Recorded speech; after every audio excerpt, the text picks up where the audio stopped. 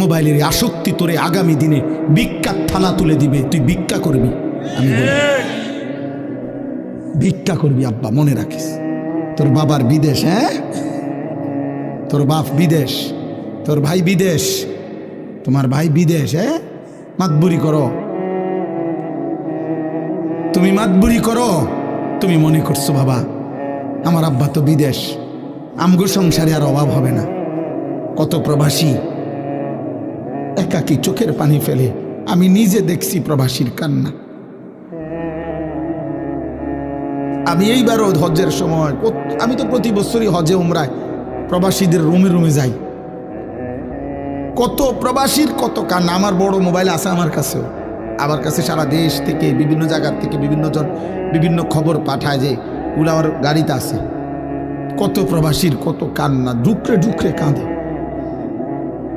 এইবারও এক প্রবাসী আমার আল্লাহর ঘরের কাছে দৌড়ে এমন চিল্লানি দিছে কাবা ঘরের সামনে, কয় হুজুর আমি আজ 17 বছর বিদেশ করি, 17 বছরে হুজুর খোদার কসম আল্লাহর ঘরের সামনে দাঁড়ায় কইতেছি পরিবারের কেউরে কোনোদিন খুশি করতে পারি নাই।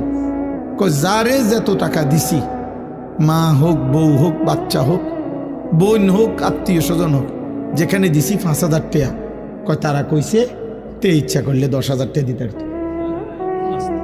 বিদেশ তাই দিছি 10,000, কয়তে ইচ্ছা করলে 20,000 টাকা দিতে পারত। তে আজ বিদেশ করে এত বছর। কয় এই একটা কথা ছাড়া। একদিন এক আরবি, সৌদি আরবের এক প্রবাসী আমারে বলছে, কয় হুজুর আমরা রে, হে ও কাইন্দা দিয়ে আমার বলছে হুজুর আমরার কোনো দেশ নাই, আমরার কোনো দেশ নাই। কেন? আমরা যখন এই বিদেশের মাটিতে থাকি তখন তো আমাদেরকে আরবরা বলে আজুমি, আমরা তো আরবের না, এই দেশের না। আর আমরা যখন দেশে যাই তখন আমগরে কয় বিদেশি। বুঝিনি হিসাবটা? বাইক গেলে কয় আমরা বিদেশি, বিদেশে গেলে কয় তে বিদেশি না, এই দেশের না, আজনবী। তো আমাকে দেশ কই?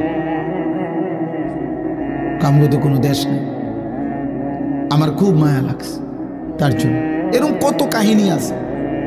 এই জন্য বাবা তোমরা অনুরোধ করছি, তোমরা এই সুখ কষ্ট পাইবা, এই নারী ছবি, এই বেনামাজি জীবন এবং এই কর্মবিহীন, এই পরিশ্রমবিহীন, এই অলস জীবন দুনিয়াতেও কষ্ট দেয়। অলস মানুষ দুনিয়াতেও কষ্ট পায়। আমার দোস্ত আবু হানিফ ভাই আমার এখন কইতেছে যে ওই জরাহায় ধরে যে